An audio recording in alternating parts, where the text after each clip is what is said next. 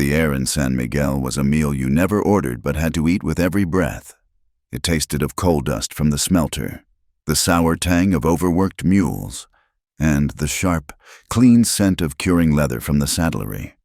Underneath it all lay the mineral grit of the Arizona-New Mexico territory itself, a red powder that settled on every hat brim and found its way into the lines around every eye.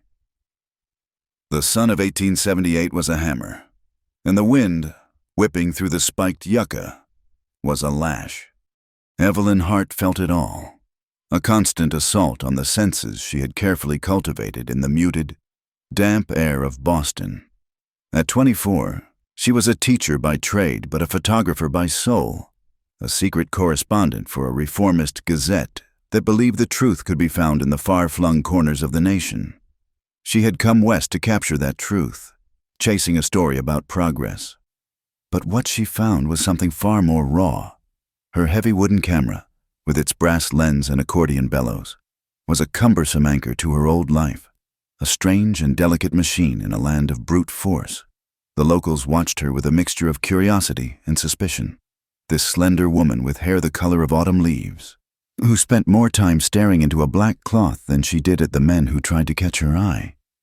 They whispered that she was innocent, a virgin in a world that devoured innocence, but they mistook her quiet reserve for naivety. Evelyn was an observer, and she knew that true seeing required stillness. From a ridge overlooking the sprawling gash of the town, Keshi Nantan watched the smoke rise from the smelter stack.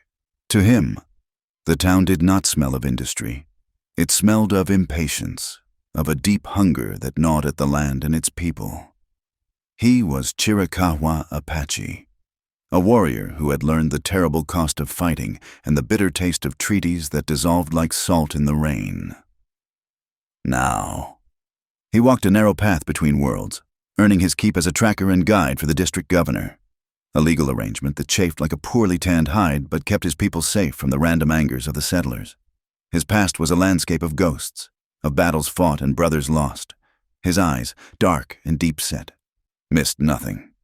They saw the way the new rails of the Pike and Western Railroad gleamed like knife blades, cutting across ancestral lands, pushing ranchers and homesteaders aside with the same casual arrogance it showed his own people.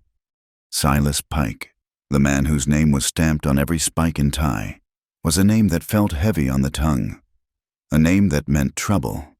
Trouble arrived on the back of a lathered horse, its rider shouting before he even slid from the saddle in front of the sheriff's office.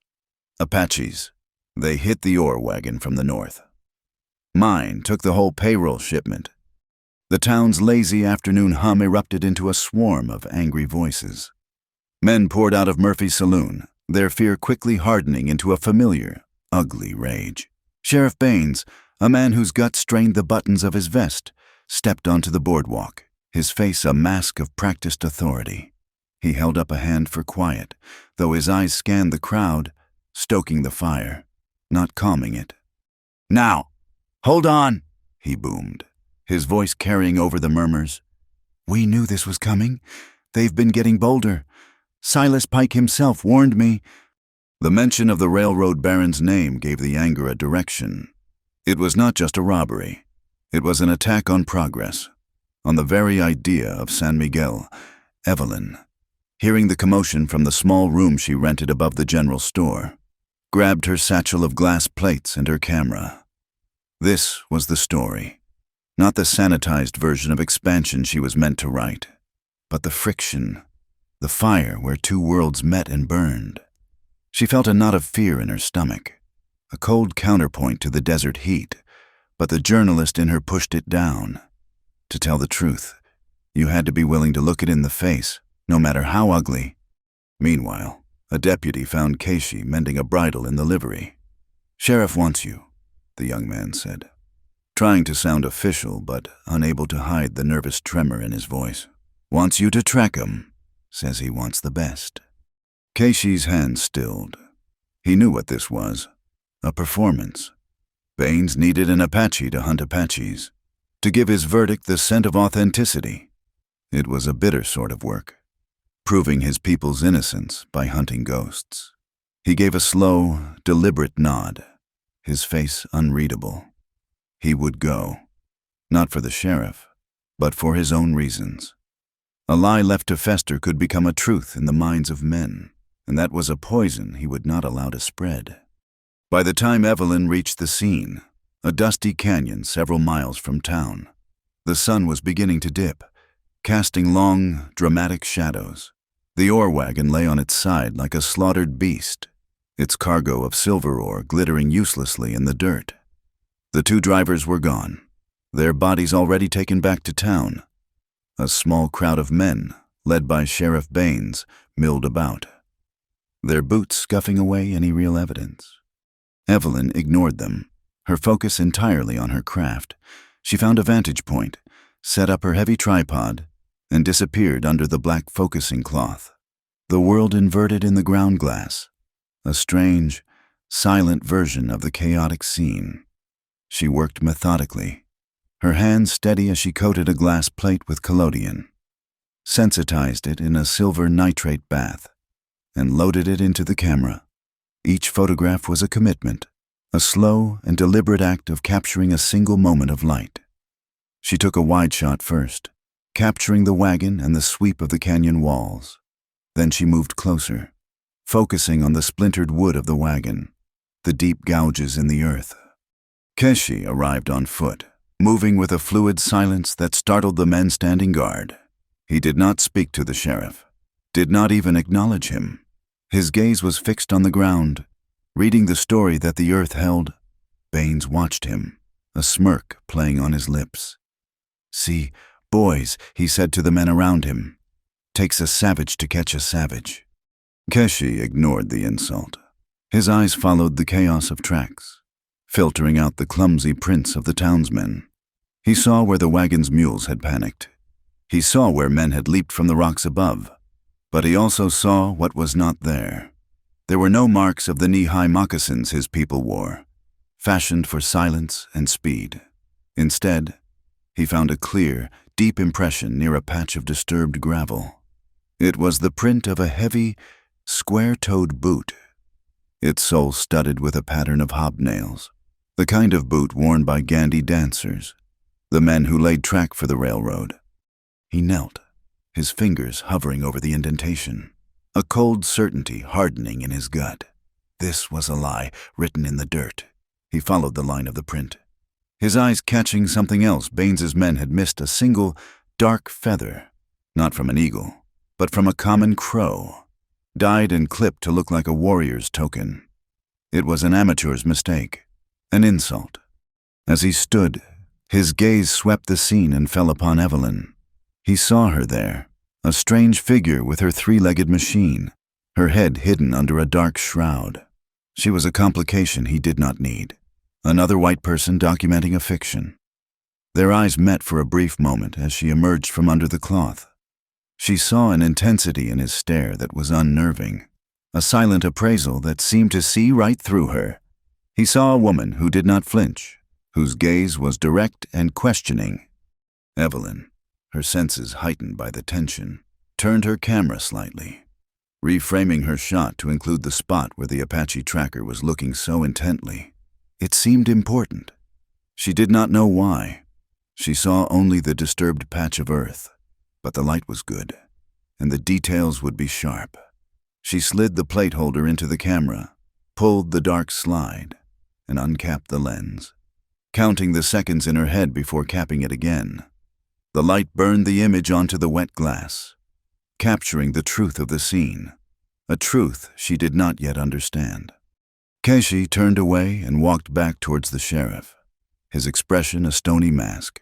"They went east," he said, his voice low and even, "towards the broken mesas. A half-dozen men, riding hard." He offered them a direction, a piece of a truth that would lead them on a fruitless chase, buying him time to think. Baines clapped him on the shoulder. "Good work. We'll ride at dawn." The sheriff was satisfied. He had his story, and now he had his Apache witness to back it up. As the men prepared to leave, Evelyn began packing her delicate equipment. She felt a profound sense of unease. The scene was too neat, the story too simple. The way the Apache tracker had looked at the ground, and then at her, felt like a silent warning. She glanced back at the spot she had just photographed and saw something she had missed before, a small, metal object half buried in the dirt, catching the last rays of the sun. A railroad spike, identical to the hundreds she had seen being hammered into the earth by Silas Pike's crews. It was probably nothing, a piece of refuse in a territory being crisscrossed by iron. But in that moment, it felt like a signature. Later that night, San Miguel simmered. In the saloon, men drank to justice and vengeance, their voices loud and their certainty absolute. On the porch of his newly built office, Silas Pike stood with Sheriff Baines, their cigars glowing like angry eyes in the twilight. A tragedy, Pike said, his voice pitched for the benefit of any passers-by. A clear message from the savages that they will not accept progress, but they will find that Pike and Western will not be intimidated. In her small room, Evelyn worked by the dim, acrid light of a kerosene lamp. She carefully poured the developing solution over her last glass plate, the one she had taken of the ground where the tracker had stood. The image slowly materialized, emerging from the creamy white background like a memory surfacing. First, the dark shapes of the rocks and gravel. Then, the deep, clear shadow of the hobnailed boot print. And right beside it, rendered in perfect, sharp detail, lay the railroad spike, its distinctive P&W stamp clearly visible. She stared at the image, her heart beating a little faster. It was just a boot print. It was just a spike. But they were together. The wet plate held a story, different from the one the sheriff was telling. It was a secret, waiting in the dark for someone to bring it into the light. She thought of the Apache tracker's eyes, the way they had scanned the earth, and she knew, with a certainty that chilled her, that he had seen it too. They were strangers, a Chiricahua warrior and a Boston schoolteacher. But the red dust of San Miguel had just bound their paths together. Justice, she was beginning to understand, did not start with a shout, but with a quiet observation. The schoolhouse was a lean-to of corrugated tin that sang a high, sharp song when the wind blew and baked like an oven under the midday sun. Inside, the heat was a physical presence, smelling of chalk dust, sweat, and the wild mint the Mexican children sometimes brought in their pockets. Evelyn's students were a patchwork quilt of San Miguel's future. The pale, freckled children of Irish miners. The dark-eyed sons and daughters of Mexican laborers whose families had been there before the town had a name. And a few quiet, watchful children of mixed blood, who straddled two worlds and belonged fully to neither. She taught them their letters and numbers. But more than that, she tried to teach them how to see, to look at the world with questions instead of assumptions. She had just finished a lesson on geography, trying to explain the vastness of the ocean to children who had only ever known the immensity of the desert, when a long shadow fell across the open doorway. Keshi Nantan stood there, his frame filling the entrance. The children fell silent, their eyes wide. He was not a common sight in the town itself, and his presence carried an air of the wilderness, of places beyond the reach of the smelter's smoke. Evelyn's heart gave a little jump, a flicker of the same unease she had felt in the canyon. She stepped forward, shielding the children with her body by instinct. "Martha Doyle sent me," he said, his voice quiet, yet it carried easily through the small space. "She said you were looking for a guide to the mines." Evelyn remembered her conversation with the boarding house owner. She had expressed a desire to photograph the mining operations, the great scars in the hills and the men who worked them. Martha, a woman whose pragmatism was as solid as the rock candy she sold, had been firm. "You are not going up there alone. Child, it is no place for a woman on her own. I know a man. He is quiet, but he knows the land better than the lizards do. He is the only one I would trust with my own kin." Now, facing him, Evelyn understood. There was a stillness about him that was the opposite of the town's nervous energy. It was a deep, rooted calm that felt more trustworthy than any loud proclamation. "Yes," she said, her voice more steady than she expected. I need someone who can get me to the overlook at the North Mine. Safely." He gave a single, slow nod. "I can do that." He did not smile, but his eyes softened almost imperceptibly as he glanced at the children huddled behind her. He saw the way she stood, a small but determined barrier between them and the unknown. He saw a protector. That night, the argument between progress and the past took a louder, more violent turn.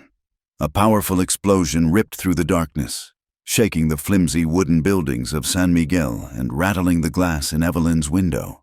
It was another ore wagon, this one parked on a siding near the main rail line, waiting for morning transport. The blast was followed by the hungry roar of fire.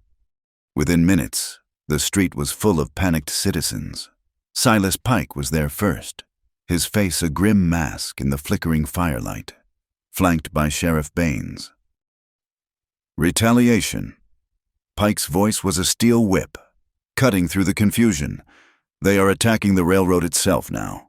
This is what happens when you show weakness. This is their answer to our posse." The accusation landed like a lit match in a puddle of kerosene. The mob, directionless moments before, now had a target. Baines, taking his cue, deputized a half-dozen of Pike's railroad men on the spot, their faces hard and eager in the orange glow. "We need to make an example," Baines declared. "We will find who did this, and they will see what San Miguel's justice looks like." Their search did not take long, because it was not a search for truth, but for a symbol. They found him in the Mexican Quarter, a young Chiricahua named Taza, who had come to town to trade for flour and medicine for his grandmother. He was barely a man, his face still holding the softness of youth. They dragged him from the small adobe he was visiting, ignoring his protests and the pleas of the family sheltering him. They brought him to the center of town, to the new water tower that stood as a monument to Silas Pike's civic generosity. A rope appeared, thick and coarse. The crowd's fear had curdled into a feverish, collective rage. They saw in Taza's face not a boy far from home, but the embodiment of all their anxieties, the savage threat from the wilderness. Keshi felt the explosion's tremor in the soles of his feet. He knew, with a sickening certainty, what would follow. He moved through the back alleys, a shadow among shadows, and saw the mob surrounding the water tower. He saw the boy, Taza, his hands bound, his eyes wide with a terror that had not yet given way to despair. Evelyn was there too, drawn by the fire and the shouting. She had her camera, though her hands trembled as she set up the tripod. This was not a story of friction. This was a prelude to a hanging. Her stomach twisted with a revulsion so profound it was nearly paralyzing. Her editor's voice echoed in her mind. A telegram that had arrived that afternoon. Reports of Indian trouble. Need dramatic copy. Capture the conflict. The East is hungry for the Wild West. She looked from the terrified boy to the hateful faces in the crowd and felt a surge of shame. This was not drama. This was a murder in the making.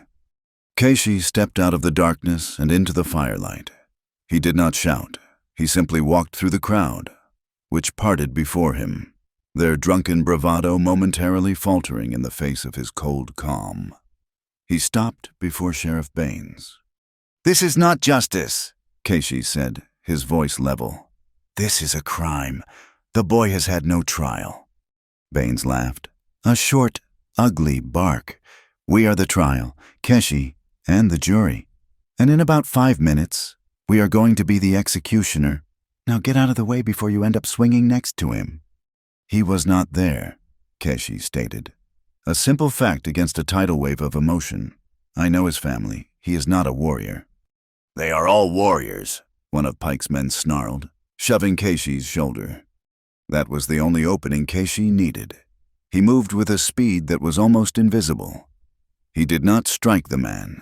He simply used the man's momentum, redirecting him, and in a fluid motion, relieved him of the knife at his belt. Keshi spun. the blade a silver arc in the firelight, and sliced through the thick rope that had been slung over a crossbeam of the water tower. The severed end fell to the ground with a soft thud. For a heartbeat, the crowd was stunned into silence. In that moment, Evelyn acted. She raised her flashpan, a mixture of magnesium powder ready. She saw one of the men near the boy, one of the newly deputized railroad workers, fumbling to retie the rope on the back of his heavy work glove. She saw it, the faint, stenciled letters P and W. She aimed her lens, opened the shutter, and squeezed the trigger for the flash. A brilliant, blinding white light erupted, followed by a thick cloud of white smoke.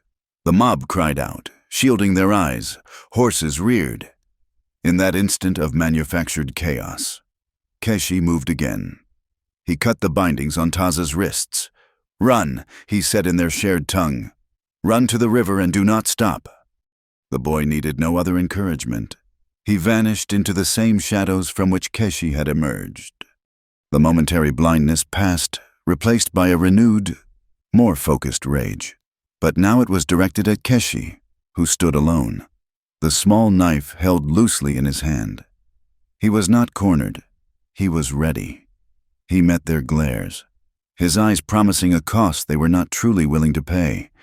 He saw Evelyn by her strange machine, her face pale but her expression resolute. She had not screamed.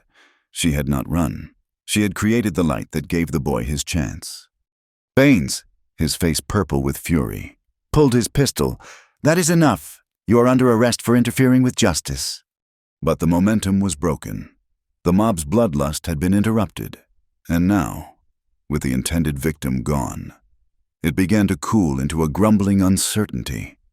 Taking on a lone, armed Apache was a different proposition than hanging a bound boy. Silas Pike, ever the pragmatist, stepped forward and put a calming hand on the sheriff's arm. "Let him go." "Sheriff," Pike said smoothly, "he will not get far. His actions tonight have condemned his whole tribe. We now have all the proof we need of their treachery." He turned his cold eyes on Keshi. "You have bought this boy a few hours of life, but you have started a war you cannot win." Keshi held Pike's gaze for a long moment before melting back into the night, the knife gone as mysteriously as it had appeared. The crowd dispersed, leaving Evelyn alone in the sudden quiet, the smell of burnt magnesium sharp in her nostrils. She packed her equipment, her mind racing. She had seen the look on Keshi's face, a fierce and terrible grief. He was not a savage. He was a man pushed to the very edge, defending his people with the only tools he had. She felt a hesitant, fragile thread of understanding forming between them, a trust born in a moment of shared defiance. Back in the suffocating privacy of her room, she developed the night's plates. The first one was exactly as she had hoped. The image of the railroad glove was sharp and undeniable. The P&W logo a clear indictment. It was evidence. But it was the second plate that made her breath catch in her throat. It was a wider shot of the initial explosion, taken just as the flames had crested. In the chaotic, hellish light, a figure was illuminated, turning away from the burning wagon. The face was obscured by shadow and distance, but the build, the confident set of the shoulders, and the distinctive hat were unmistakable. It was Jedediah Stone, Silas Pike's crew foreman, a man she had seen just yesterday, barking orders at the men laying track. He was not supposed to be there. He was supposed to be miles away, at the end of the line. The pieces clicked into place with a terrifying certainty. The boot print, the railroad spike, the glove, and now, the foreman at the scene of the fire. This was not a war started by the Apache. It was a war being manufactured, piece by bloody piece, by the Pike and Western Railroad. And she, with her box of glass and light, was standing right in the middle of it. The editor in Boston wanted a story about the Wild West. Evelyn Hart now realized she was about to give him one that was far wilder and far more dangerous than he could ever imagine. She found him at dawn on the edge of town, where the last dusty street gave way to the open scrubland. He was not hard to find for someone who was looking. He sat with his back against a low mesa, watching the sun paint the eastern sky in shades of rose and gold. He seemed a part of the landscape, as patient and enduring as the rock itself. Evelyn approached quietly, her boots making soft sounds in the sand. In her hands, she carried the glass plate, carefully wrapped in black velvet. She did not need to speak his name. He knew she was there. When she was a few feet away, he turned his head, his dark eyes unreadable in the morning light. "I have something to show you," she said, her voice barely a whisper. She knelt and unwrapped the photograph, angling it to catch the new light. "I took this during the fire." Keshi looked at the image, his gaze sharp and focused. He saw the flames, the chaos, and the figure of the man turning away. He did not need her to point him out. He recognized Jedediah Stone, the railroad foreman, a man whose arrogance was as plain as the pistol on his hip. He then looked at Evelyn, a new understanding in his eyes. This woman, with her box of captured light, had seen the truth. "They use oil," he said, his voice a low rumble, "to make the fires burn so hot and fast. I found traces of it at the first wagon. There is a place they must store it, a depot away from the town where no one would think to look." "Can you find it?" she asked. "Finding it is not the difficult part," he replied, his gaze sweeping over the vast, empty expanse to the east, the Llano Estacado, the staked plain, a place that swallowed men whole, a flat, featureless sea of grass and sun that baked the sense out of a person. "Surviving the journey is—" "I am coming with you," she said. It was not a request. Her fear was a cold knot in her belly, but the image on the glass plate was a heavier weight. To know the truth and do nothing felt like a worse danger than any desert. He studied her for a long time, taking in her determined face, her city clothes so unsuited for the trial ahead, and the fierce, unyielding light in her eyes. He saw a foolishness born of courage, and he could not bring himself to deny it. He gave a single, sharp nod. "Travel light," he said, "and bring more water than you think you will ever need." The Llano Estacado was not empty. It was full of heat, distance, and a silence so profound it rang in the ears. The sun was a merciless god, and the horizon was a featureless line that never seemed to get any closer. Within hours, Evelyn's respectable Boston dress was coated in a fine layer of dust, and her throat felt as if it were lined with sand. The world was reduced to the rhythmic creak of her boots, the steady, ground-covering pace of the man in front of her, and the constant, nagging demand of her own thirst. Keshi moved through this unforgiving landscape as if it were his home. He taught her not with lectures, but with actions. He showed her how to wrap her scarf over her nose and mouth to filter the dust-choked air, a simple act that made each breath less of a battle. He pointed to the way the sparse grasses bent, showing her how to read the language of the wind, to anticipate the gusts that could steal the moisture from your very skin. They did not speak much. Words were an extravagance the desert did not afford. Their communication became a shared rhythm of walking, resting, and drinking sparingly from their canteens. Once, as they paused in the meager shade of a lone mesquite tree, Evelyn watched a committee of vultures circle high above, black specks against a painfully blue sky. They were waiting. The thought sent a shiver through her despite the heat. "They have more patience than men," Keshi said, following her gaze. He unstoppered his canteen and offered it to her. She shook her head, pointing to her own, which was still half full. He insisted with a slight gesture. She drank, the lukewarm water a gift beyond price. "My mother taught me that water is the memory of the earth," he said, his voice softer than she had ever heard it.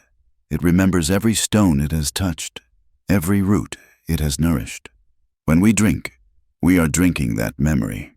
It reminds us that even in the driest places, life is still hidden, waiting."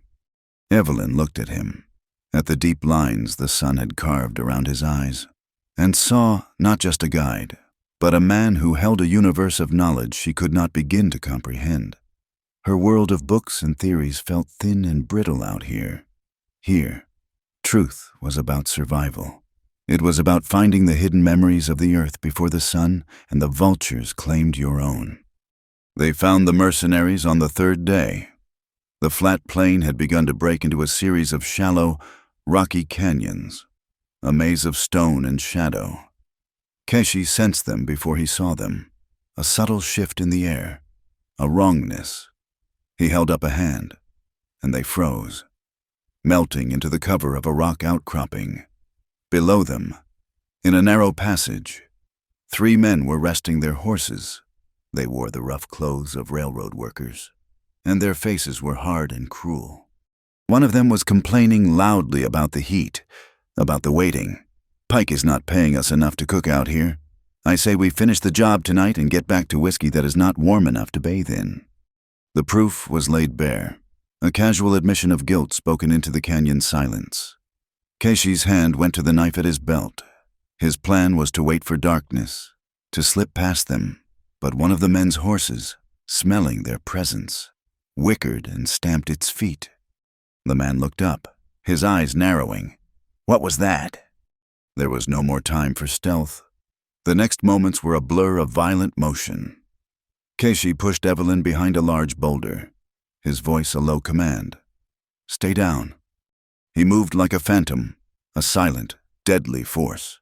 A rock, thrown with incredible accuracy, struck one of the men in the temple, sending him tumbling from his saddle. Before the other 2 could react, Keshi was on them. He was not fighting for honor or glory. He was fighting to end a threat, with a brutal efficiency that was terrifying to behold. A pistol shot rang out, the sound deafening in the confined space. The bullet ricocheted off the canyon wall with a sharp whine. The second shot was truer. Evelyn heard a soft grunt and saw Keshi stagger for a second, a dark patch blossoming on his left shoulder. But he did not fall. He closed the distance with the shooter, and the fight was over in a matter of seconds. The second man fell, and the third, seeing he was alone, spurred his horse and fled, disappearing down the canyon. Silence returned, heavy and thick with the scent of gunpowder and fear. Evelyn rushed out from behind the rock. Keshi was standing, his breathing harsh, his hand pressed against his shoulder. When he pulled it away, it was covered in blood. For a moment, she could not move. The sight of the dark, freely flowing blood, the raw reality of the wound, turned her limbs to ice. This was not a photograph. This was flesh and blood, torn and bleeding in front of her. The world tilted, a wave of nausea washing over her. Then she saw his eyes. He was watching her, his expression tight with pain. But there was a question in his gaze. He was assessing her, waiting to see if she would break. That look, more than anything else, broke through her fear. She would not be a liability. She would not fall apart. "Sit," she commanded, her voice shaking only slightly. "Let me see it." He obeyed, lowering himself to the ground, his back against the warm rock. She gently pushed his hand aside and tore the fabric of his shirt to get a better look. The bullet had torn a ragged furrow through the muscle of his shoulder. It was a deep graze, bleeding badly, but the bullet had passed through. She took a deep breath, forcing her mind to be as methodical as when she prepared a glass plate. She rummaged through her satchel, past the delicate photographic equipment, and found her small emergency kit. It contained a flask of whiskey, a needle, and a spool of silk thread. "This will hurt," she said, her voice soft. He gave a slight nod. His jaw clenched. "The waiting hurts more." She uncorked the flask and poured the fiery liquid directly into the wound. He flinched, a sharp intake of breath hissing through his teeth, but he made no other sound. His stoicism gave her strength. She cleaned the wound as best she could, her hands becoming steady, her focus absolute. Threading the needle was the hardest part. Her fingers felt clumsy, and the tiny eye seemed to mock her. But she did it. She took another breath and pushed the needle into his skin. He did not move, did not make a sound, though she saw the muscles in his neck corded tight. She made the first stitch, then the second, her movements becoming more confident. It was a crude, ugly seam, but it pulled the edges of the wound together, and the bleeding slowed to a trickle. When she was finished, she tore a strip from her petticoat and fashioned a clean bandage. Her hands were covered in his blood. The intimacy of the act, of tending to his body in this desperate, violent place, was a bond stronger than any words they had exchanged. She sat back on her heels, exhausted. He looked at her, and the distance that had always been in his eyes was gone. In its place was something new, a raw and vulnerable respect. "You have a surgeon's hands," he murmured. "I have a photographer's hands," she corrected gently. "They are only good for paying attention to details." He looked at the new raw scar taking shape on his shoulder, another line in the story written on his skin. He had spent his life protecting his people, and the cost was measured in scars like this. But this wound felt different. He had not received it defending his past, but defending a future he had not known he was seeking. He had brought this woman into his world, and he had nearly gotten her killed. The weight of that responsibility was heavier than the pain in his shoulder. Evelyn, looking at the blood on her hands, felt a profound shift within herself. She had come west to observe and report, to keep a safe, objective distance. But there was no distance here. She had cleaned a wound, stitched flesh, and faced down a fear that had threatened to swallow her whole. The line between the observer and the participant had been washed away in salt and blood, and in its place, a new, unshakable truth was beginning to form.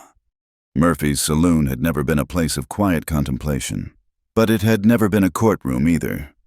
Sheriff Baines, however, was a man of limited imagination. To him, the largest room in town with the most chairs was the logical place to dispense the town's particular brand of justice. He sat behind a large poker table, a gavel in his meaty fist, looking every bit the self-important man playing a role he did not fully understand. Before him, seated on hastily arranged benches, was a jury of 12 men. Evelyn recognized every one of them. They were miners on Pike's payroll, store owners who depended on the railroad's business, and ranchers who had been promised favorable shipping rates. It was a jury of the bought and the beholden. Their purpose was to legitimize the punishment of the Chiricahua, with Taza gone. Baines had simply arrested another man, an elder named Nache who had come to town for salt. Nache stood before the poker table, his face a mask of weary dignity, his hands bound in front of him. He did not speak, knowing that any words he offered would be twisted into a confession. The air was thick with the smell of stale beer and fresh prejudice. Silas Pike was not at the table, but he stood near the bar, observing the proceedings with a detached satisfaction, a king watching his pawns perform. "This is an open and shut case." Baines was booming, his voice echoing in the crowded room. "We have all seen the savagery with our own eyes. 2 wagons destroyed. Good men lost. This is not theft. This is war. And in war, there is only one sentence." He banged the gavel for emphasis. It was at that moment that Evelyn Hart walked through the swinging doors. She was followed by Keshi, his left arm held stiffly at his side, his presence a silent challenge that made a dozen men shift uncomfortably in their seats. And with them was a man whose face was unfamiliar to most, but whose quiet integrity was known to the Mexican and Chiricahua families, Attorney Del Rio, a lawyer from a neighboring district who believed the law was meant to be a shield for the powerless, not a club for the mighty. A murmur went through the crowd. A woman, an Apache, and a Mexican lawyer. It was the start of a joke Baines was in no mood to hear. "What is the meaning of this?" the sheriff demanded, his face flushing with anger. "This is an official proceeding." "It is precisely because it is an official proceeding that we are here, Sheriff," Del Rio said, his voice calm and clear, cutting through the saloon's grimy atmosphere. He placed a worn leather satchel on an empty table. "My client, Mr. Nache, has a right to a defense, and we have evidence to present." Pike's men on the jury laughed openly. "Evidence," one of them called out. "We got all the evidence we need burning out by the tracks." "On the contrary," Evelyn said, her voice stronger than she thought possible. She stepped forward and placed her heavy wooden box of glass plates next to Del Rio's satchel. She unwrapped one and held it up for all to see. It was the image of the boot print and the railroad spike. This is the evidence from the first wagon. A boot print made by a railroad worker, and a spike stamped with the PNW insignia found at the scene. Bain squinted at the plate. That proves nothing. A man can lose a spike anywhere. Evelyn produced a second plate, the one from the night of the fire, and this is a work glove, also with the PNW logo, worn by one of the men who was about to hang an innocent boy. The men in the room grumbled, their certainty shaken by the cold. Hard facts captured in her photographs. The images were not opinions. They were not memories. They were light and silver, an objective and incorruptible witness. These are nothing but tricks of light, Pike said, finally speaking. His voice was not loud, but it carried a weight that silenced the room. A woman's fancies captured in a box. It is a known fact that these machines can be made to lie. Del Rio stepped forward. The photographs do not lie, Mr. Pike, and neither do the federal treaties you have so conveniently ignored. The 1866 Land Grant Act is quite specific. Railroads are granted right-of-way, but they are not granted the right to forcibly remove homesteaders or to violate the sovereign boundaries of designated tribal lands. Boundaries which your new spur line has crossed without permit or negotiation. He pulled a map from his satchel, a government survey map, and spread it on the table. He pointed to a line drawn in red ink, the Pike and Western line. And here, he said, his finger tracing an older, fainter line, is the boundary of the Chiricahua Reservation as agreed to by treaty. Your tracks are a mile inside that line. You are trespassing, Mr. Pike, and these attacks, conveniently blamed on the Apache, serve as a perfect excuse to drive them off land you are attempting to steal. The accusation hung in the air, sharp and undeniable. The jury members looked at each other, their bought loyalty warring with the uncomfortable ring of truth. "He is the liar!" Baines shouted, pointing a trembling finger at Keshi. "This savage is the one who leads the raids. Let him speak. Let us hear his lies for ourselves." "I will speak," Keshi said. He stepped forward, his eyes sweeping over the hostile faces. He did not look at Pike or Baines. He looked at the men of the town, the miners, the ranchers. "I did not lead a raid. I tracked the men who did. They wore the boots of railroad workers. They smelled not of wood smoke and pinon, but of machine oil and cheap whiskey. They left the signs of careless men, not of warriors." "And what would you know of warriors?" one of the jurors sneered. "Were you not one of them? Did you not fight against us at Apache Pass?" The mood in the room turned uglier. They were not interested in his testimony, only in his past. They wanted to discredit the man to discredit the evidence. "I have fought." "Yes," Keshi said, his voice dropping low, each word heavy with memory. "I have seen enough killing to last a lifetime. I fight no more. I seek only to live in peace. But men like him," he said, his gaze finally settling on Silas Pike, "do not understand peace. They only understand profit. They will burn this whole valley to the ground to save a few dollars on their route." "Enough," Baines roared, banging his gavel so hard the table jumped. "I have heard enough lies. This is a mockery of justice. The jury will deliver its verdict." It was a foregone conclusion. The foreman of the jury, a burly mine supervisor, stood up, a smug look on his face. "We find the Apache guilty." A cheer went up in the saloon. The law of the mob had won. Baines smiled, his authority restored. The sentence is to be carried out at sundown. A lesson must be taught. But the lesson was interrupted. The swinging doors of the saloon pushed open again, admitting a rectangle of harsh, bright sunlight. A man stood silhouetted in the doorway. He was not large, nor was he dressed in the flamboyant style of a gunfighter.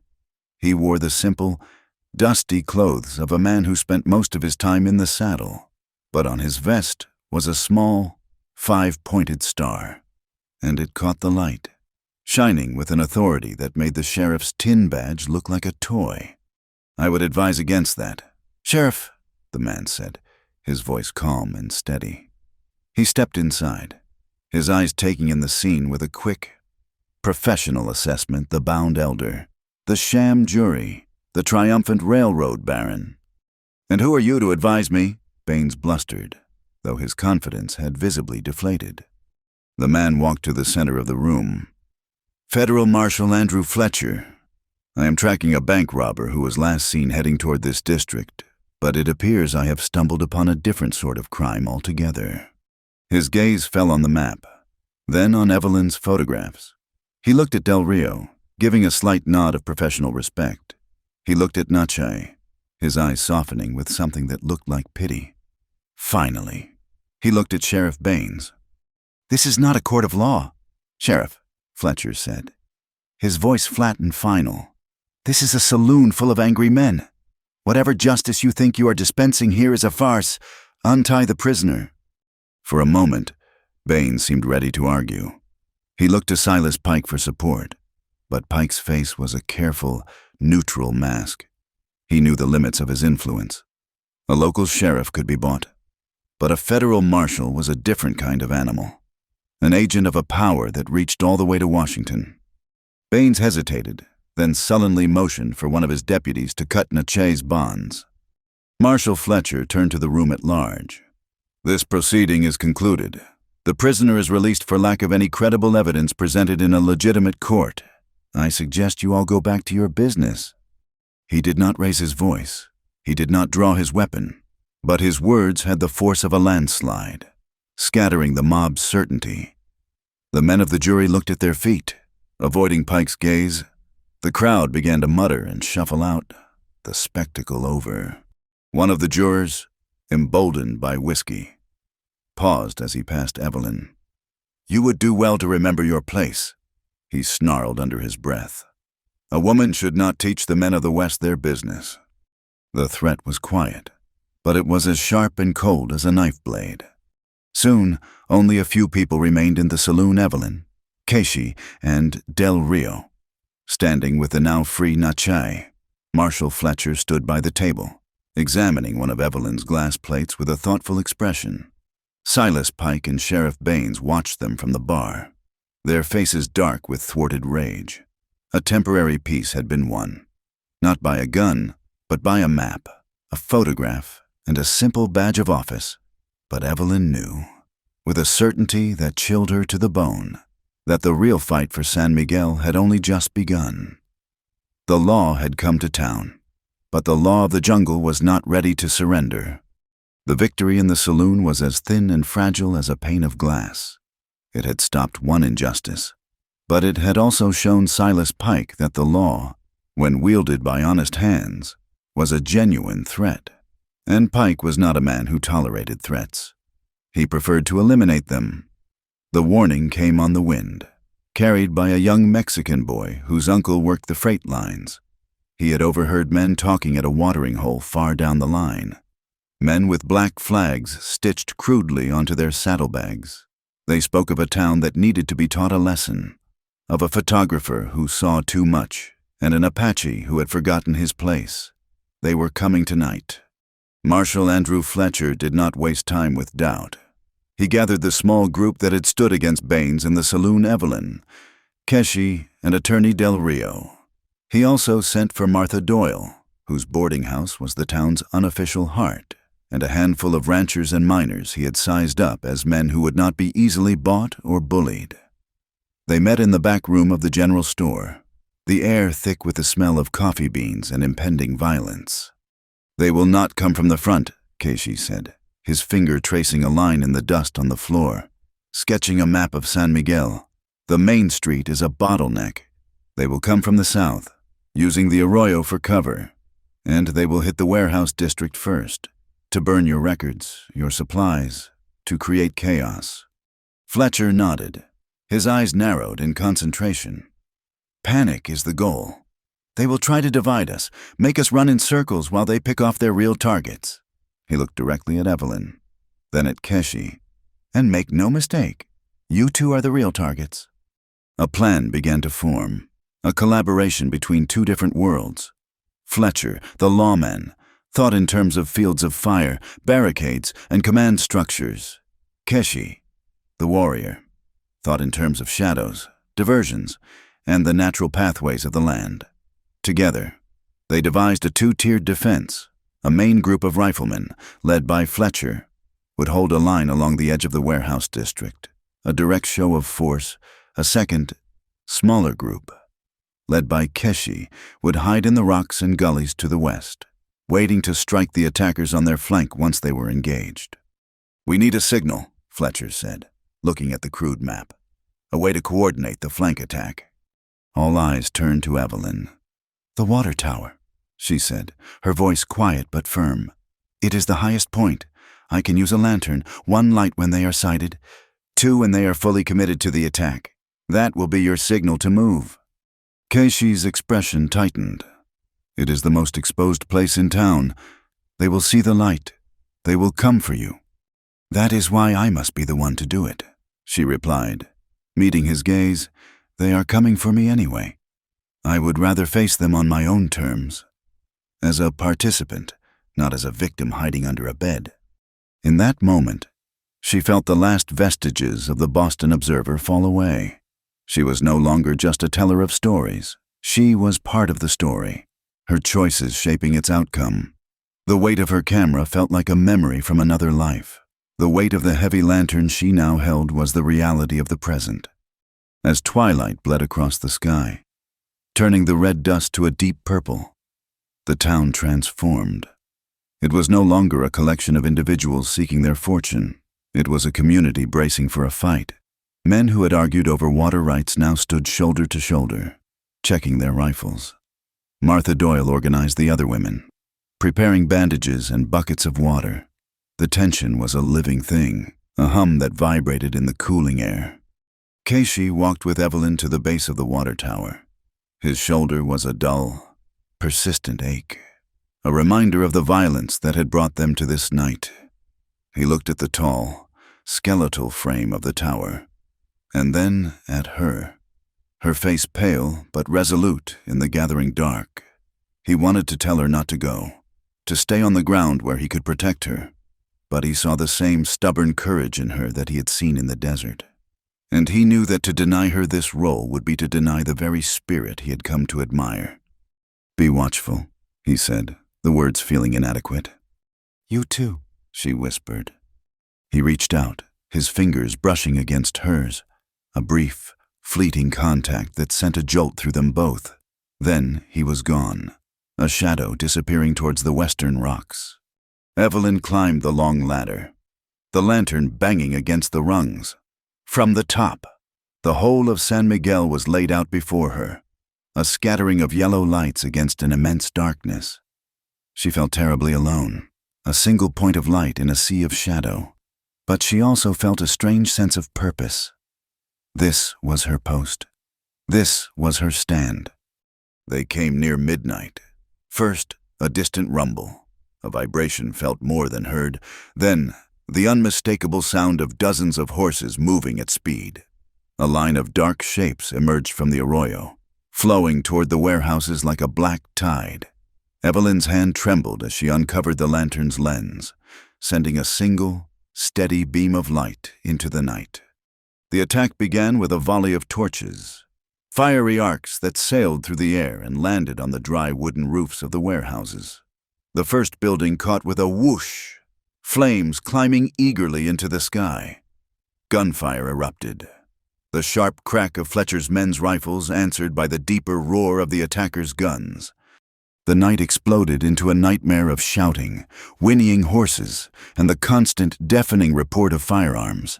A rain of sparks and burning embers drifted on the wind. Evelyn held her position, her knuckles white where she gripped the railing. She watched the main body of the Black Flag gang charge forward, focusing all their attention on Fletcher's line. They were committed. She took a deep breath, uncovered the second lantern, and sent 2 bright beams stabbing into the darkness. The signal. But someone had seen her. A shout went up from below, and she saw 3 of the riders break away from the main group, galloping straight for the water tower. She doused her lights, plunging the platform into darkness. But it was too late. They knew she was there. She scrambled down the ladder, her heart hammering against her ribs. She had to get away from the tower, to draw them away from the center of the fight. She ran, her only thought to find cover. She darted between two buildings and found herself in a narrow alley that ended in a high fence, a dead end. Her only escape was up. She found a stack of crates and used them to haul herself onto the low, sloping roof of the saddlery. The corrugated tin was slick with dew and ash. She crawled across the surface on her hands and knees, the sounds of the battle raging just a street away. Below her, she heard the men's rough voices as they entered the alley. She came this way, spread out. She froze, pressing herself flat against the tin. A bullet splintered the wooden facade of the building next to her. They were shooting blindly, trying to flush her out. She had to move. She started to crawl again, but her boot slipped on a patch of wet ash. For a terrifying second, she was sliding, scrabbling for a handhold that was not there. She cried out, a small, sharp sound, as her body slid over the edge of the roof. She did not hit the ground. A body slammed into hers, a hard, solid impact that knocked the wind from her lungs. An arm of steel wrapped around her waist, breaking her fall and pulling her into the deep shadows of an open doorway. It was Keshi. He had seen the riders break off. His flank attack had been launched, sowing confusion in the enemy's ranks. But his eyes had been fixed on the water tower, on the spot where her light had been. He saw her desperate flight, and his heart had seized with a cold, primal fear. They stumbled into the darkness of the building, the air suddenly cool and smelling sharply of salt. They were in the town's salt warehouse. Keshi barred the heavy door just as the riders appeared at the end of the alley. Outside, the world was fire and thunder. Inside, the silence was almost as deafening. The thick adobe walls muffled the sounds of the fight, reducing it to a dull, rhythmic thumping, like a distant heartbeat. The only light was a faint orange glow filtering through a high, grimy window. They stood in the deep gloom, their chests heaving, their breath coming in ragged gasps. Evelyn was pressed against him, her hands flat against his chest. She could feel the powerful, rapid beat of his heart under her palm. He still had his arm around her, holding her as if he might never let go. In that moment, the chaos outside ceased to matter. The fear of bullets and fire was nothing compared to the terrifying, overwhelming realization that washed over them both. It was not the fear of her own death that had made her cry out. It was the fear of what was happening to the town, to him, and for Keshi, the warrior who had faced death 100 times. The icy dread he had felt watching her fall was a terror unlike any he had ever known. It was the fear of losing her. He slowly loosened his grip, his hand moving to cup her face, his thumb gently brushing a smudge of ash from her cheek. She looked up at him, her eyes wide and luminous in the dim light. No words were spoken. None were needed. The truth of what was between them was suddenly as real and as solid as the ground beneath their feet. A truth forged in the desert and baptized in fire. The sounds of the battle began to change. The wild, chaotic shooting was replaced by more sporadic, focused shots. Shouts of anger were turning into cries of surrender. Fletcher's plan, Keshi's attack, and the town's courage were working. They stayed in the silence of the salt house for a long time, listening to the battle die down. The night's violence had stripped away everything but the essential. And the essential truth was this: their lives were now irrevocably tangled, and the thought of being pulled apart was the most frightening thing in the world. Later, when the last shot had been fired, Marshal Fletcher stood over a captured man, his hands bound securely. The man was a lieutenant of the Black Flag Gang, his face bruised and his arrogance gone, replaced by the sullen fear of a man facing a rope. "Who hired you?" Fletcher's voice was cold iron. The man spat on the ground. "Go to hell." Fletcher just waited. The silence stretched, filled only by the crackle of the still-burning warehouse. Finally, the man broke. It was Pike, he mumbled, his eyes on the ground. "Silas Pike. He paid us to burn it all down."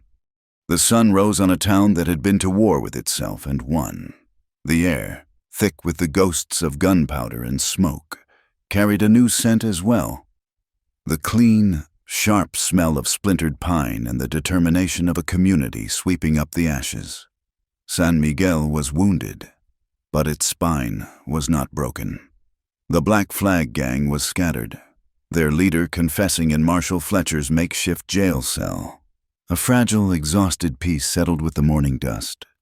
In the red-tinged gloom of her dark room, Evelyn Hart worked with a methodical grace that belied the tremor in her hands. The chemical bath smelled of bitter almonds and vinegar, a stark contrast to the smoky air outside. She had taken several plates during the chaotic peak of the battle, guided by instinct more than art. Now, she would see what secrets the night had been willing to give up. She slid the last plate into the developer, rocking the tray gently. An image began to emerge from the milky emulsion, a ghost taking form. It was a scene of fire and fury, the side of a warehouse engulfed in flames, and in the foreground, his face illuminated in a perfect, hellish light, was Jedediah Stone, Pike's foreman. In his hand, he held a burning torch, his mouth open in a triumphant yell. It was not just evidence, it was a confession written in light. When she showed the finished plate to Marshal Fletcher, the lawman did not whistle or exclaim. He simply took the heavy glass, held it to the light, and gave a slow, satisfied nod. His face was a study in grim professionalism. He had been building a case with the quiet patience of a stonemason, and Evelyn had just handed him the keystone. "This," Fletcher said, his voice a low rumble of certainty, "is what a federal judge will call incontrovertible, along with a deposition from our captured friend. Mr. Pike will soon be answering questions he cannot buy his way out of." He placed the photograph carefully into a protective sleeve and began making notes in a small, leather-bound book, his pen scratching against the paper, each stroke another bar in the cage he was building for Silas Pike. Later, sitting at the small desk in her room, Evelyn did what she had come west to do. She wrote. Her pen flew across the pages, the ink staining her fingers. The words poured out of her, fueled by the adrenaline of the fight and the cold anger that had settled in her heart. She titled the article "San Miguel Who Burned Us." She described the sham trial in the saloon, the courage of Attorney Del Rio, the quiet strength of Keshi.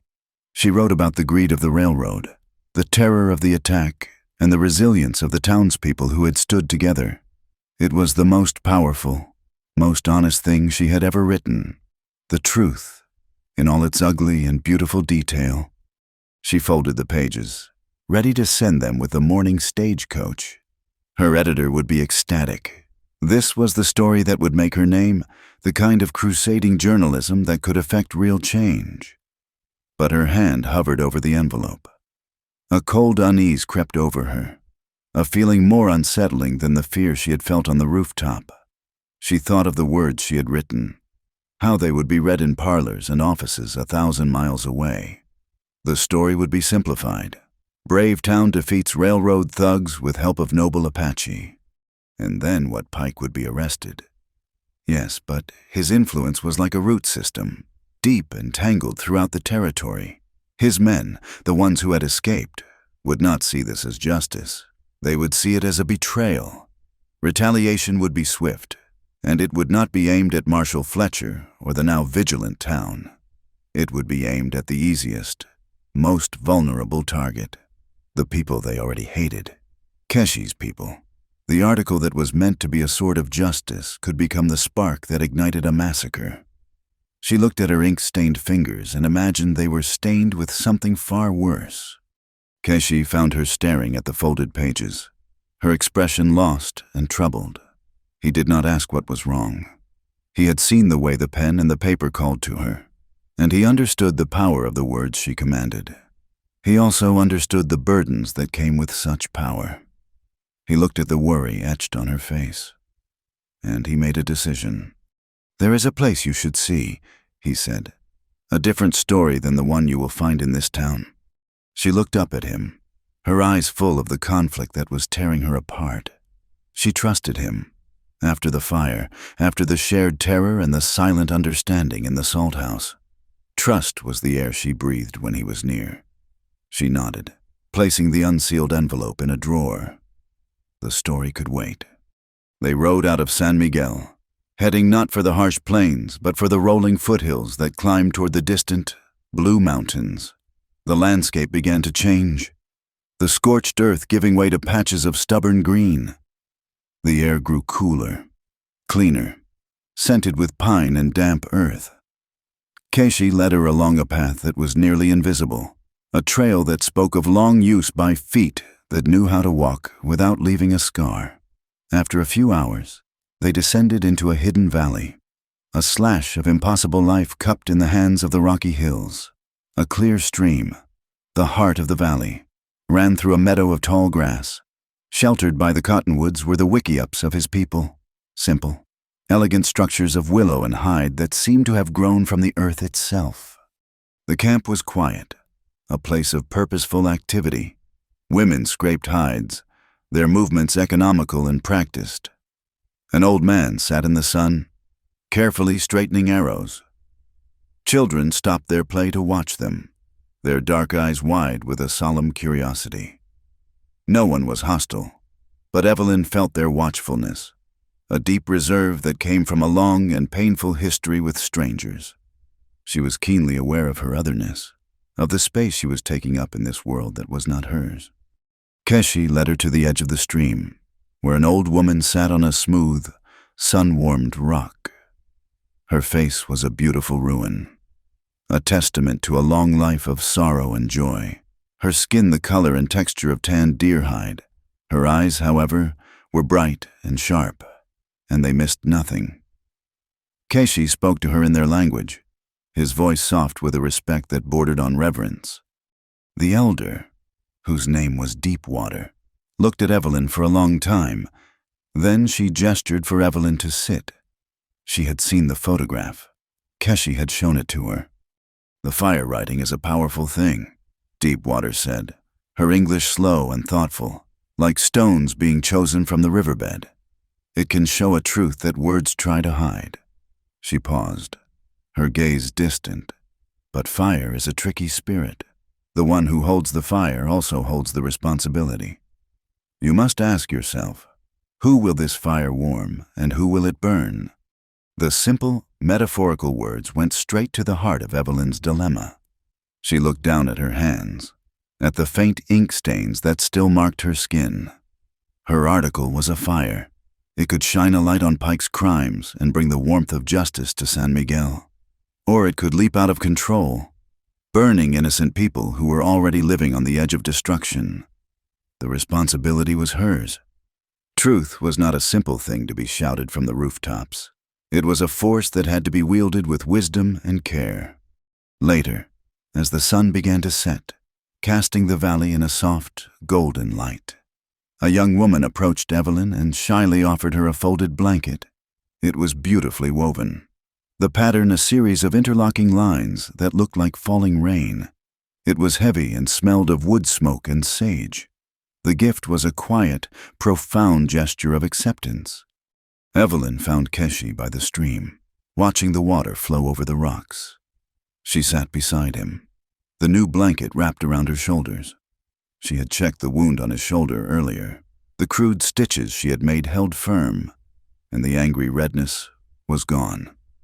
The flesh was beginning to knit together, a puckered line that would become another scar, another part of his story.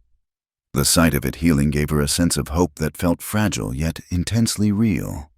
"I have been learning how to walk alone for a long time," he said, not looking at her, his voice a low murmur that almost blended with the sound of the water. "It is safer. You learn not to trust the ground that looks too easy. You learn that a promise is just a breath that the wind carries away." He turned to look at her then, and the guardedness she had always seen in his eyes was gone, replaced by a raw honesty.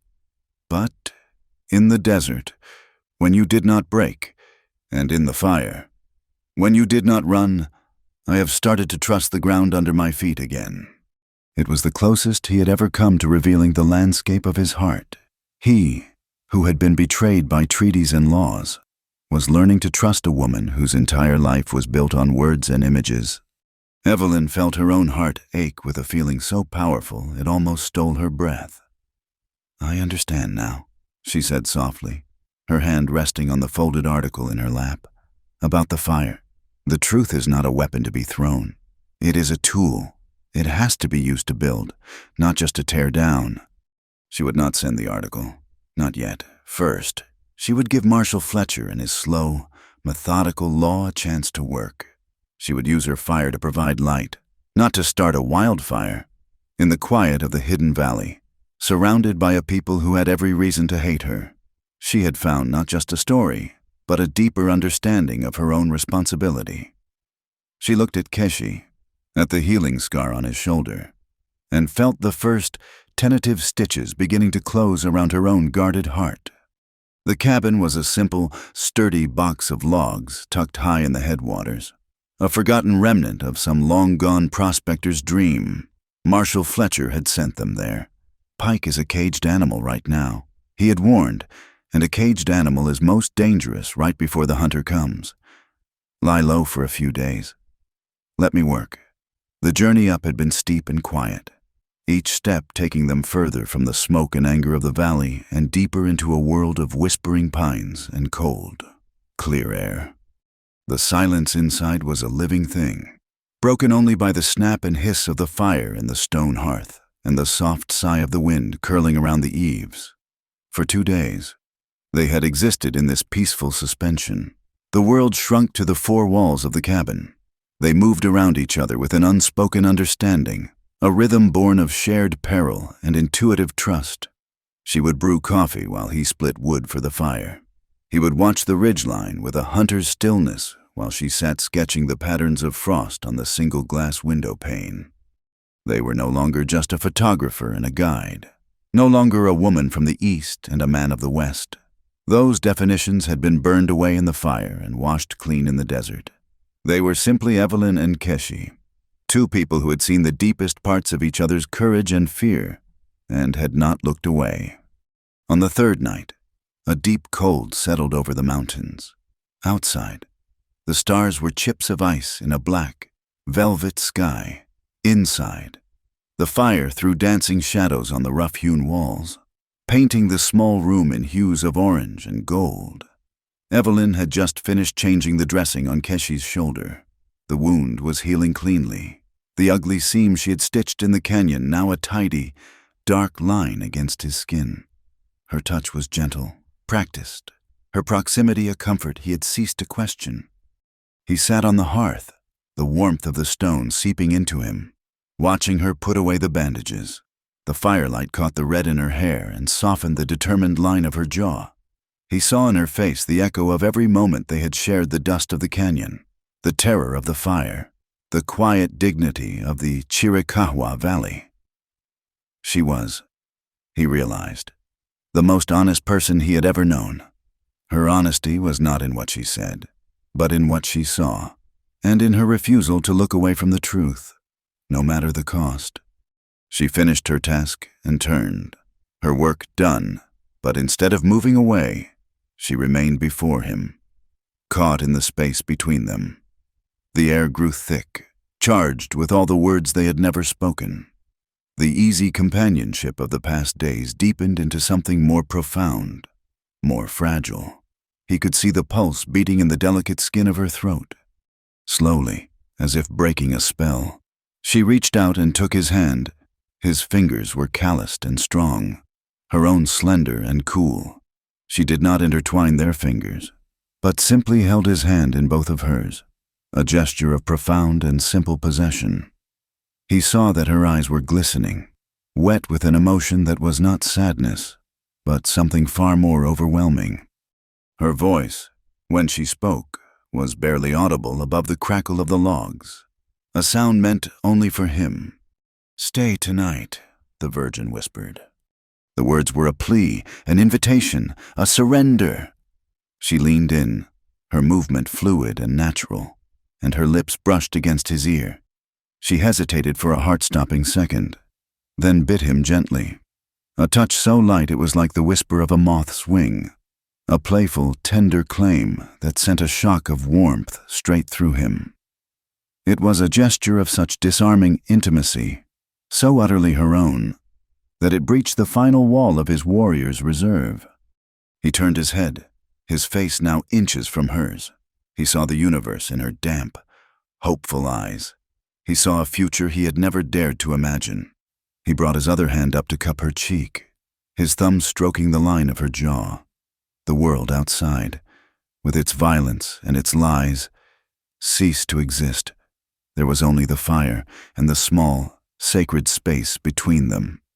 His voice was a low, rough murmur, a promise sealed in the quiet of the night. "Till the sun finds us." The Apache kissed her. It was not a kiss of hunger or conquest, but of homecoming. It was long and slow and deep, a patient exploration of a truth they had both been moving toward since the first moment their eyes met across a dusty, violent canyon. It tasted of wood smoke and coffee and the clean, cold air of the mountains. He felt the slight tremble in her lips, the soft sigh that escaped her as she melted against him.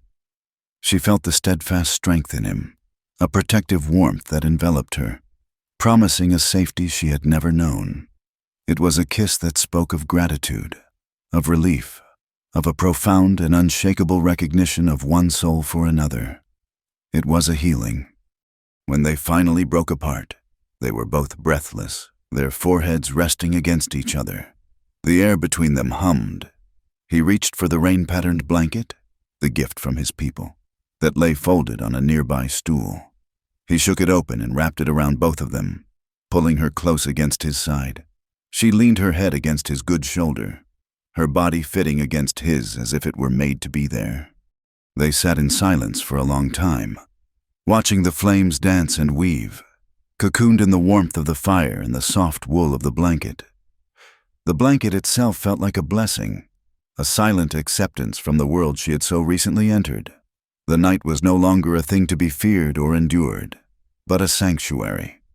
Slowly, the fire burned down to a bed of glowing, orange embers. The shadows in the corners of the room deepened, swallowing the last of the light. But it was not a frightening darkness. It was a peaceful one, a quiet space for two weary souls to rest. As Evelyn drifted toward sleep, her body safe and warm in his embrace, she saw a faint silver line of light appear in a crack between the logs of the cabin wall. It was the first hopeful promise of the dawn. A new day was coming, a day that would find them, just as he had promised, together. The train station at Rio Arriba served a dual purpose. By day, it was a hub of steam, steel, and commerce. But on this afternoon, the main waiting room had been converted into a temporary federal courtroom. The hard wooden benches, usually occupied by weary travelers, now held a tense audience of ranchers, lawyers, and officials. The air smelled of coal smoke, oiled leather, and the dry, papery scent of the law. Presiding over the hearing was Judge Harrison, a man whose stern face and silver-rimmed spectacles suggested he was not easily impressed by wealth or swayed by local politics. Marshal Fletcher stood before him, calm and methodical. He had presented his case with the precision of a watchmaker. He had the sworn confession of the captured Black Flag raider, a damning account of Silas Pike's orders, and now he had Evelyn's photographs, which he presented not as art, but as silent, irrefutable witnesses. "And this, Your Honor," Fletcher said, holding up the plate showing Jedediah Stone with the torch, "was taken the night of the attack. It clearly shows Mr. Pike's own foreman actively engaged in the arson that terrorized the citizens of San Miguel." Judge Harrison leaned forward, peering at the image through his spectacles. A low murmur rippled through the courtroom. The photograph was a cold, hard fact in a case built on rumor and fear. Evelyn sat beside Keshi and Attorney Del Rio. She felt 100 pairs of eyes on her, a mixture of admiration, suspicion, and outright hostility. She felt Keshi's presence beside her, a steady, grounding force. Their time in the cabin had forged a new kind of silence between them, one that was not empty, but full of a deep and unspoken understanding. When it was Silas Pike's turn, his lawyer, a sharp-suited man from Santa Fe, rose with a confident smile. He did not dispute the violence. He redirected it. A tragedy, to be sure. "Your Honor," the lawyer began, his voice smooth as polished wood. "But my client, Mr. Pike, is as much a victim as anyone. He has been the target of a vicious campaign of sabotage by lawless elements who oppose progress in this territory."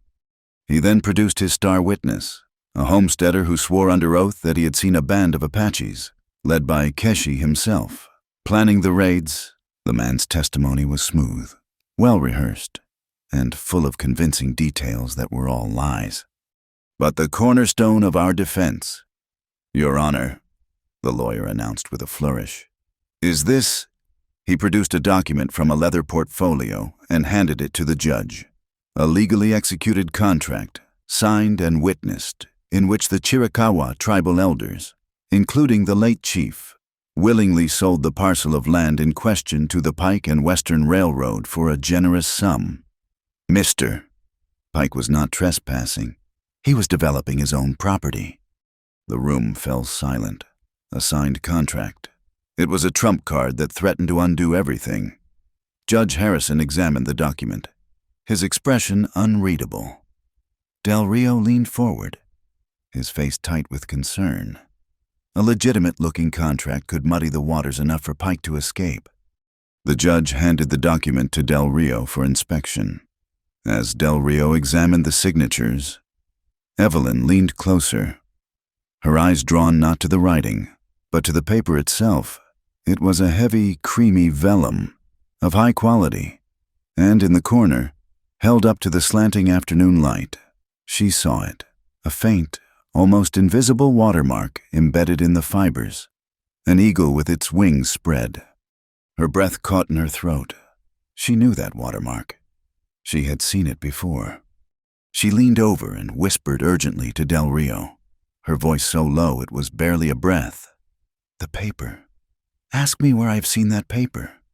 Del Rio, trusting her instinct, rose. "Your Honor, we question the authenticity of this document. I would like to call Miss Hart to testify as to the nature of the paper itself." Pike's lawyer laughed. "Object. Your Honor, is this court now to hear testimony from a stationer?" "Miss Hart is a photographer and an expert in paper and chemicals," Del Rio countered. "Her insight is relevant." The judge, his curiosity piqued, nodded. "I will allow it. Proceed. Miss Hart." Evelyn stood, her legs unsteady but her voice clear. All eyes were on her. "Your Honor, a few months ago, I needed to print some notices for the school in San Miguel. I wanted a paper that looked official, to impress upon the parents the importance of the notices. I went to the town hall, where the clerk sold me a few sheets of their best vellum from a locked supply cabinet. It was this exact paper." She paused, letting her words sink in. "It is called Eagle Watermark Vellum. According to the town clerk, it is a specialty paper used exclusively for the printing of official county documents and land deeds. It is not available for public sale." A new kind of murmur swept the room. She had not disproven the signatures. She had done something far more clever. She had proven that the document could not possibly have been created anywhere but inside the San Miguel Town Hall, an office run by men loyal to Silas Pike. She had exposed the forgery's origins. Judge Harrison looked from Evelyn to Silas Pike, a flicker of doubt finally visible in his stern eyes. Seizing the momentum, Del Rio moved in for the final, decisive blow. "And furthermore, Your Honor, even if this fraudulent document were real, it would be irrelevant." He unrolled a large map across his table, the same survey map he had brought to the saloon. He then produced a second, older document, a fragile parchment. "This is a certified copy of the 1866 treaty between the United States government and the Chiricahua Apache. And this," he said, laying the treaty map carefully over the survey map, "shows the truth." The two maps, one layered on top of the other, told a story that needed no words. The bold red line of Pike's Railroad cut a defiant path directly through the clearly marked green expanse of the treaty lands. The truth was literally covering the lie. "We have a witness to corroborate this boundary," Del Rio announced, and gestured to the back of the courtroom. Keishi rose and walked to the rear, returning with the elder, Nachai. Nachai's steps were slow but steady. He stood before the judge, his weathered face a mask of solemn dignity. "Can you tell the court how you know where the boundary lies?" Del Rio asked gently. Nachai spoke, his voice surprisingly strong, a language of the earth translated into English. "It is not a line of ink, it is a line of stones. Our fathers and their fathers placed them, one on the tall mesa, shaped like a sleeping man, one by the river where the 3 cottonwoods grow together. They are the bones of the agreement. I saw Mr. Pike's men myself. They came in the night with mules and ropes. They moved the stone from the river. They tried to change the memory of the earth, but the earth does not forget." The testimony, so simple and so powerful, was devastating. The fraudulent contract, the trespassing railroad, the moved markers, the entire conspiracy was laid bare. Silas Pike's face, which had been a mask of calm confidence, was now a thundercloud of pure fury. The law had failed him, his money had failed him. He was cornered.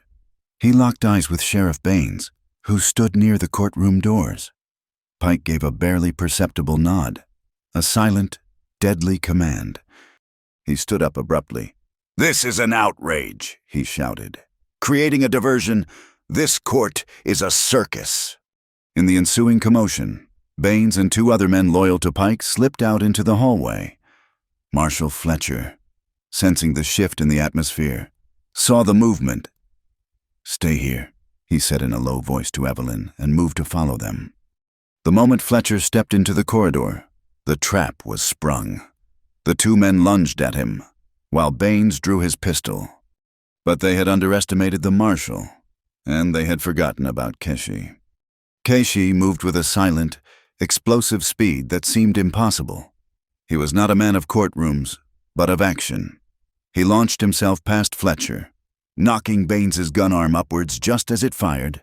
The shot went wild, blasting a chunk of plaster from the ceiling. Fletcher, free to act, disabled one of his attackers with a brutally efficient strike to the throat. The second man turned to face Keishi. Pulling a knife, it was a foolish, fatal mistake. Keishi disarmed him with a fluid wrist lock that made the man cry out in pain, sending the knife clattering across the floor. The fight was over in less than 5 seconds. 2 of Pike's men were groaning on the floor, and Fletcher had Sheriff Baines pinned against the wall, his own pistol pressed firmly under the sheriff's chin. "It is over, Baines," Fletcher said, his voice cold and hard. Pike stood in the courtroom doorway, his face a mask of disbelief. He was exposed, his hired muscle defeated, his corrupt sheriff captured. The law he had tried to twist and break had finally closed its fist around him. Fletcher shoved Baines toward a deputy. "Put him in irons. You are an officer of the law, Baines," he said, his voice laced with contempt. "You are going to start acting like one, even if it is from inside a federal cell." The Battle of Rio Arriba was over. Justice had won.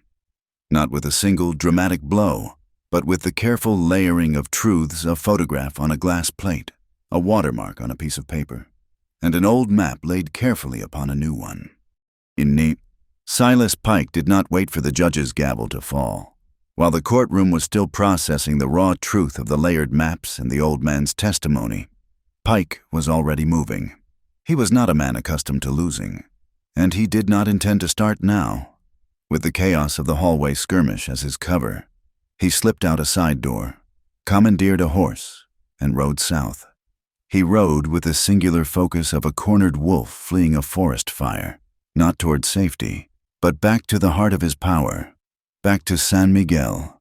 He was a man who believed that if you could not win by the rules, you burned the rule book, the courthouse, and the entire town it stood in. News of his flight reached San Miguel on the telegraph wires an hour before Pike himself arrived. It was a stark, simple message from Marshal Fletcher: "Pike is coming. He will burn the evidence. Prepare." There was no panic this time. The night of the Black Flag attack had burned the fear out of the town, replacing it with a hard, tempered resolve. This was not Pike's town anymore. It was theirs. As the sun began its long, slow descent, painting the western sky in brilliant strokes of orange and crimson, Main Street transformed. It was the golden hour, a time that usually softened the harsh lines of the frontier town. But tonight, the light seemed to sharpen every edge, to illuminate the coming conflict. Barricades of wagons and stacked crates now stood at either end of the street. Windows that were usually bright with lantern light were dark, shuttered eyes. The town was holding its breath. Inside the marshal's office, the final plan was laid. It was a plan born of their combined strengths. Keshi, with a small, hand-picked team of ranchers who could move as silently as he could, would not wait for the attack. They would proactively neutralize the threat. Their target was the secondary oil and kerosene depot on the east side of town, the one the Black Flag had not used, the one Pike would need for his final, desperate act of arson. Evelyn, once again, was tasked with the water tower, but her role had evolved. She was not just a lookout.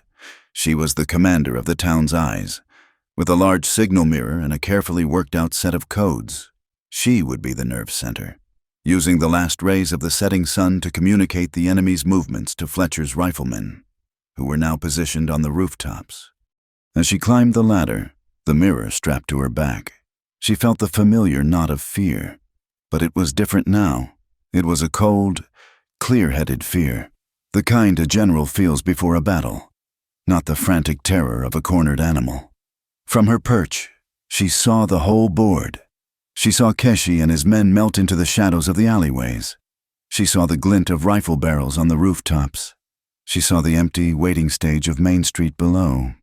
Pike arrived with the last of the light, at the head of a dozen die-hard loyalists, the remnants of the Black Flag, who were more loyal to his money than their own lives. They did not charge wildly. This was not a raid. It was an execution. Their goal was the town hall and the marshal's office, where the physical evidence, the forged contracts, the depositions was stored. Evelyn caught the first glint of their approach. She angled her mirror, sending a sharp, brilliant flash of golden light toward the roof of the general store. A signal was returned. Fletcher's men were ready. The fight, when it came, was brutally short.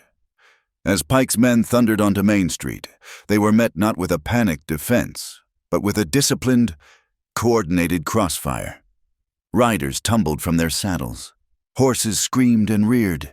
The organized charge dissolved into a confused scramble for cover. Pike, seeing his frontal assault failing, screamed an order toward his lieutenants, gesturing toward the east. The depot, burn it from that end. Evelyn saw the movement. She pivoted her mirror, flashing a frantic, repeated signal toward the eastern rooftops. But no fire came. Keshi and his men had already done their work. They had not blown the depot. They had simply opened the taps, letting the flammable oil drain harmlessly into the thirsty sand beneath the warehouse. The monster had been defanged. Realizing his plan was unraveling, Pike's eyes, full of a rabid fury, scanned the town for the source of his defeat. He saw the flashes of light from the water tower, and he understood. He snarled, a feral sound of pure hatred, and spurred his horse directly toward the tower, two of his remaining men following close behind. Evelyn saw them coming. She scrambled down the ladder, her mind racing.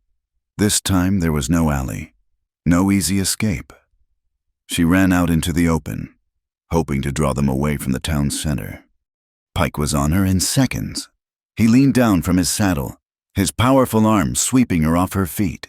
He dragged her in front of him, a human shield, and wheeled his horse around to face the silent, watching rooftops. He held a pistol to her head. "The fight is over," he bellowed, his voice raw with desperation. Main Street fell silent, the last echoes of gunfire fading into an unbearable tension. "Drop your guns, or the photographer dies."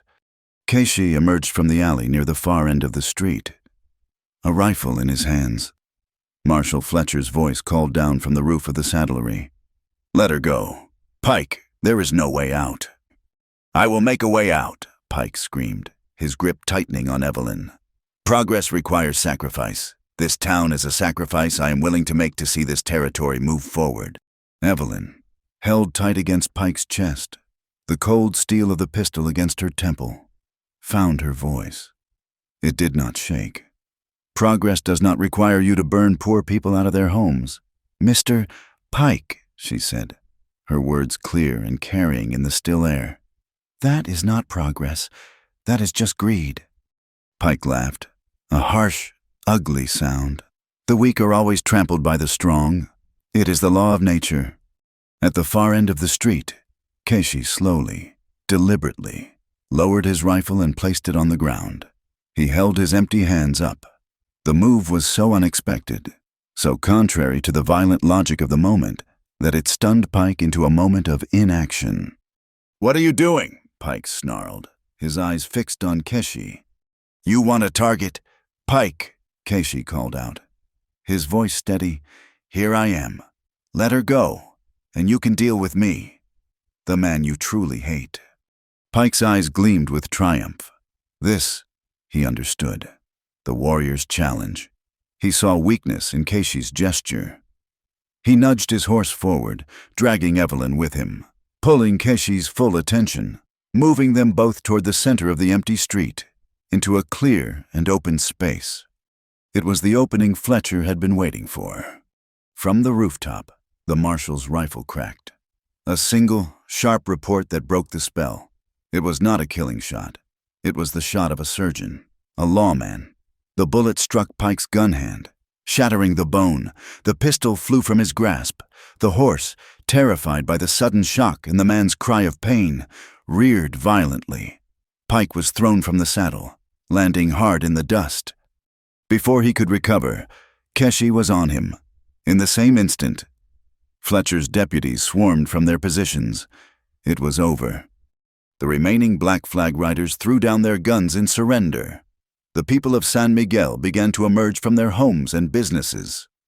A tentative cheer went up, then grew louder, a wave of relief and victory washing over the street. They started to surge forward, their faces hard with anger, their eyes on the captured Pike. A mob. So recently, a disciplined defense force was beginning to form again. But before they could take a single vengeful step, Casey's voice cut through the rising clamor. He stood over the defeated Pike, but he spoke to the town. No, his voice was not a shout, but a command that carried an undeniable authority. There has been enough blood. We have fought for the law. Now we will let the law do its work. There will be no more killing. Not here, not tonight. He stood between the crowd and their target, not as a warrior, but as a guardian of the peace they had just won. He looked at them, and they looked back, and in that moment, they saw not an Apache, but one of their own, a leader who was asking them to be their best selves. The angry murmur subsided. The forward surge stopped. They looked at each other, at the wreckage on their street, and they nodded. They had chosen law over the rope, and they would not go back. They would end the violence with order, not with more violence. As the deputies hauled a broken and cursing Silas Pike to his feet, binding his hands, the last sliver of the sun disappeared below the horizon. The golden hour was over. A new, uncertain twilight had begun. The seasons turned, washing the scars of the fire from the face of San Miguel. The winter rains came, tamping down the red dust and clearing the air of its smoky ghosts. By the time the spring sun warmed the valley again, the town was not the same one that Silas Pike had tried to break. It was stronger, quieter, and more watchful. The sound of hammers now rang from the end of Main Street, but they were not laying rails.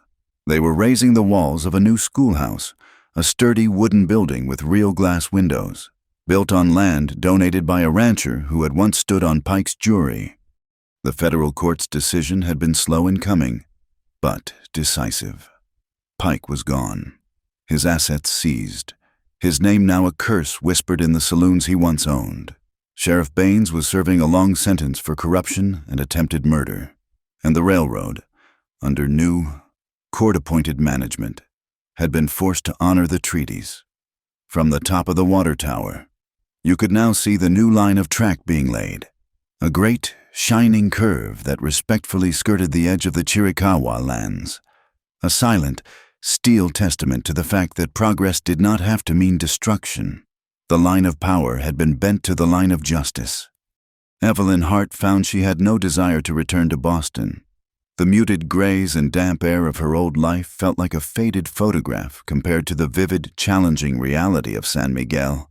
She used the money from her Eastern Gazette to purchase the old assayer's office, a small, dusty building with a good north-facing window. She converted it into a proper photography studio. The sign she hung outside was simple. Hand-painted letters E, Hart, Photographic Arts. The people of the town, who had once viewed her and her strange machine with suspicion, now came to her to have their lives chronicled.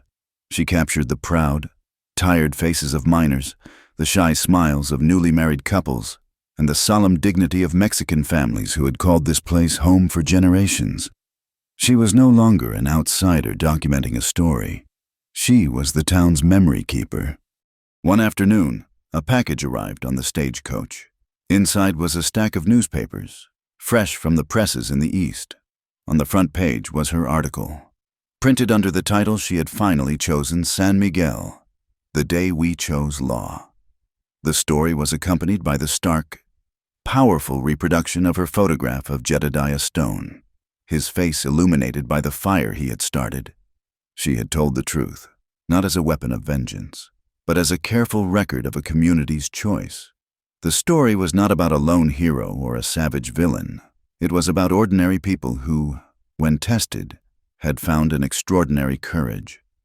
Marshal Fletcher stayed on in San Miguel, his temporary assignment having become a permanent one.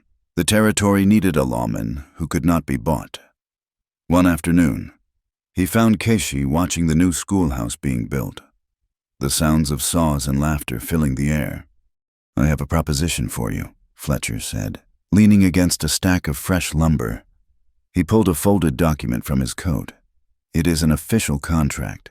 I need a man who understands this land, who understands the people, both settlers and native.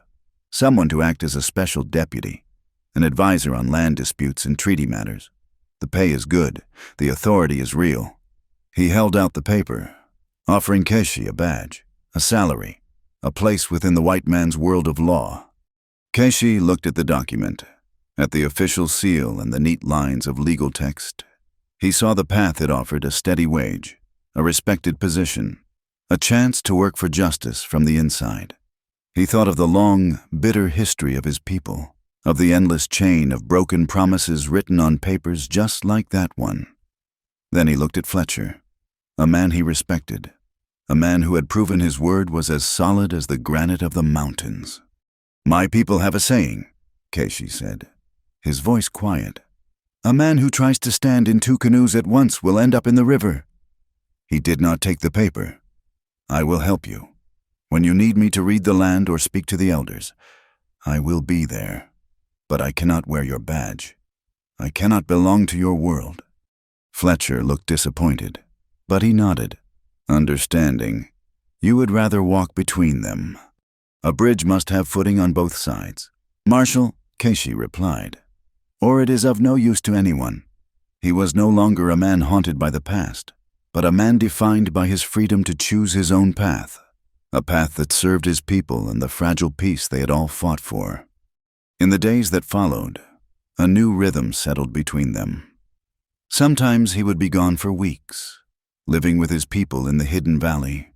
Other times he would appear at her studio door at dusk, and they would share a simple meal, their conversation a comfortable silence punctuated by the small details of their separate lives. Their love was not a thing of grand proclamations or desperate embraces. It was a quiet, steady fire, a deeply rooted plant that had grown in the harshest soil and blossomed against all odds. One morning, before the world was fully awake, they rode out onto the prairie. The air was cold and clean, and the eastern sky was a pale, promising gray. They stopped on a low rise overlooking the valley, the place where he had first watched the town's smoke so long ago. He dismounted and helped her down, wrapping the rain-patterned blanket around her shoulders against the chill. They stood together, watching the horizon begin to burn with color. The new railroad tracks in the distance caught the first rays of light, gleaming like a silver river that had been taught a new, more gentle course. The new schoolhouse was a dark, solid shape, waiting for the children's voices to fill it. San Miguel was at peace. Evelyn leaned her head against his shoulder, the rough fabric of his shirt familiar and comforting. The long journey, from the dusty canyon to the fiery night to the quiet cabin, had led them here, to this moment of profound and simple stillness. She thought of the promise he had made on the night that had changed everything, a promise whispered in the dark that had become the foundation of her new life. She turned her face up to his, her voice a soft murmur in the vast silence of the dawn. "Till the sun finds us." A slow smile touched Keishi's lips, crinkling the corners of his eyes. He looked down at her, his expression full of a love that was as wide and as endless as the land around them. He gently brushed a stray strand of hair from her cheek, his touch both a question and an answer. "And after that, too," he said. "Thank you for listening to the story. We invite you to comment where you are listening from so we can all connect and share our thoughts. And to please subscribe to the Wild West Tales channel, like this video, and press the hype button to support us and help this story be heard by more people."